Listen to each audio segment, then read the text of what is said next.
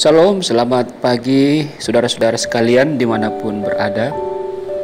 Kita berjumpa lagi dalam renungan pagi, dan saya akan membaca Ulangan pasal 6 ayat 4 sampai ayatnya yang ke-6. Sebelumnya mari satu dalam doa. Terima kasih Tuhan Yesus, kasih-Mu yang luar biasa. Kami boleh bangun dengan tubuh yang segar, siap melaksanakan panggilan atau pekerjaan kami hari ini.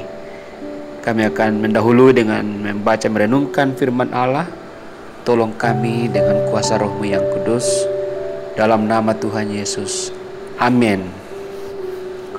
Ulangan 6 ayat 4 sampai 6. Dengarlah hai orang Israel, Tuhan itu Allah kita, Tuhan itu Esa. Kasihilah Tuhan Allahmu dengan segenap hatimu, dan dengan segenap jiwamu, dan dengan segenap kekuatanmu. Apa yang kuperintahkan kepadamu pada hari ini, haruslah engkau perhatikan. Saudara-saudara dimanapun berada, pendengar renungan kami dalam channel Abialtar Papalan, kalau kita bertanya kenapa harus ada kitab Ulangan, bukankah kitab Ulangan ini adalah banyak mengulang tentang peristiwa-peristiwa keluarnya bangsa Israel dari tanah Mesir dan perjalanan mereka? Apakah tidak cukup kitab Keluaran? Atau kenapa Musa harus mengulangi banyak peristiwa kepada bangsa Israel yang akan masuk dalam tanah Kanaan? Pertanyaan yang menarik, oleh karena memang apa yang ada dalam kitab Ulangan itu juga sudah banyak dikemukakan di kitab Keluaran terutama, dan itu berarti ada maksud ketika hal ini atau hal-hal itu diulangi.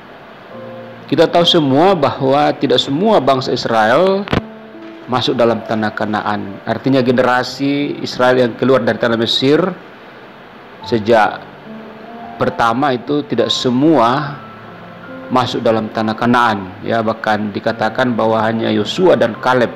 Musa pun tidak masuk.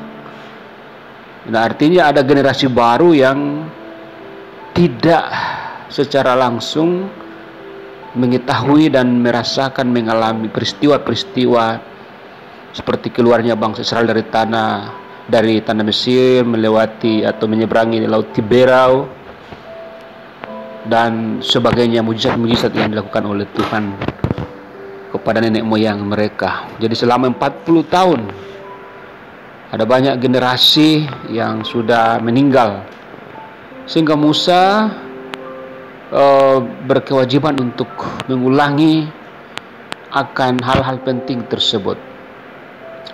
Dan juga memang kitab Keluaran rasanya tidak cukup bagi Musa, karena dalam kitab Ulangan ini juga ada beberapa refleksi Musa sendiri terhadap peristiwa-peristiwa tersebut. Jadi itu jawabannya, saudara-saudara. Nah, apa yang diulangi Musa dalam pembacaan kita ini adalah terkait dengan apa yang disebut sebagai Shema Israel, dengarlah hai Israel, yaitu pengakuan iman atau syahadat iman, Tuhan itu Allah kita, Tuhan itu Esa. Ya, hal ini ditekankan lagi atau diulangi lagi Musa karena memang penting sekali untuk mengatakan bahwa Tuhan itu satu. Dan karena dia satu, nah ini juga yang akan membela kekristenan yang dituduh menyembah tiga Allah, ya. Karena dia adalah satu atau Esa, maka kita juga sebagai umat-umatnya harus mengasihi Tuhan Allah yang satu dengan segenap hati dan dengan segenap kekuatan, atau dalam perjanjian baru dikatakan dengan segenap akal budimu. Nah, saudara-saudara yang dikasihi oleh Tuhan Yesus, Tuhan menuntut kita mengasihi Dia dengan tidak menduakan, karena Dia adalah satu, tidak ada Allah lain atau ilah lain yang sebanding dengan Dia. Dan kalau kita berbicara tentang mengasihi Tuhan dengan segenap hati, maka itu berarti bahwa hati ini penting. Apa yang dikatakan dalam kitab Amsal, bahwa jagalah hatimu dengan segala perbendaharaannya, karena dari situlah terpancar kehidupan. Itu adalah benar bahwa segala sesuatu dimulai dari hati. Hati di sini tidak hanya menunjuk pada organ tubuh, hati atau jantung, tetapi menunjuk kepada kedalaman akan motivasi untuk mengasihi Tuhan itu secara holistik. Jadi apapun yang kita lakukan harus ada aspek mengasihi Tuhan Allah yang satu itu. Itu yang pertama, saudara-saudara yang dikasihi oleh Tuhan Yesus, bahwa kita melakukan segala sesuatu, apapun yang kita bicarakan, apapun yang kita lakukan, pastikan di dalamnya ada aspek mengasihi Tuhan Allah. Artinya tidak menduakan Tuhan Allah. Ini penting sekali.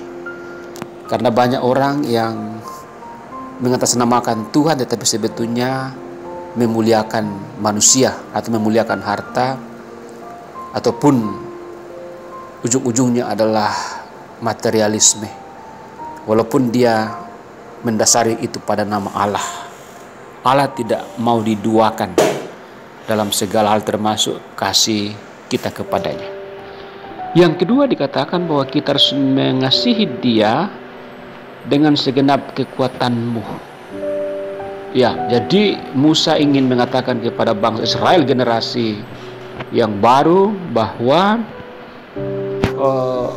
Allah itu mengasihi manusia dengan segenap mujizatnya. Jadi dalam perjalanan Israel dari tanah Mesir ada banyak mujizat.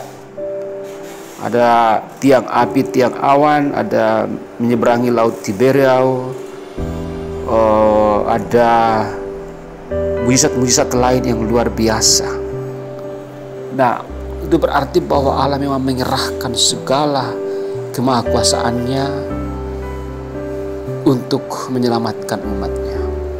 Dan oleh karena itu juga kita harus merespon, membalas itu dengan segenap kekuatan kita, dengan akal budi kita, pengertian kita, apapun yang kita miliki, kita harus maksimalkan, dicerdaskan, diasah untuk bisa lebih dekat kepada Tuhan dengan benar. Untuk itu banyak orang yang malas belajar membaca Alkitab, berarti tidak mengasihi Tuhan dengan segenap kekuatan. Malas untuk mengikuti pemahaman-pemahaman Alkitab, berarti belum mengasihi Tuhan dengan segenap kekuatan dan akal budi. Saudara-saudara yang dikasihi oleh Tuhan Yesus, kita melihat bahwa dalam ayat yang ke-6 dikatakan bahwa semua itu adalah perintah yang harus diperhatikan, kata Musa. Perintah dari Tuhan harus diperhatikan, dilakukan. Dan dengan demikian maka kita akan menjadi orang-orang yang bukan hanya dengan simbol mengakui bahwa Tuhan itu adalah kita, Tuhan itu esa, tetapi kita implementasikan di dalam mengasihi Dia dengan segenap hati dan segenap kekuatan. Siapa yang melakukan perintah Tuhan pasti akan dikasihi, diselamatkan, dan masa depannya penuh harapan. Demikian firman Allah. Haleluya. Amin. Kita berdoa. Terima kasih Tuhan untuk firman-Mu. Kami melanjutkan aktivitas hari ini dengan mengandalkan mujizat, kekuatan, pengasihan daripada Allah. Kami ingin dan mau mengasihi Tuhan. Tolong kami oleh kuasa Roh yang kudus. Ampunkan dosa kami, dalam nama Tuhan Yesus kami berdoa. Haleluya. Amin.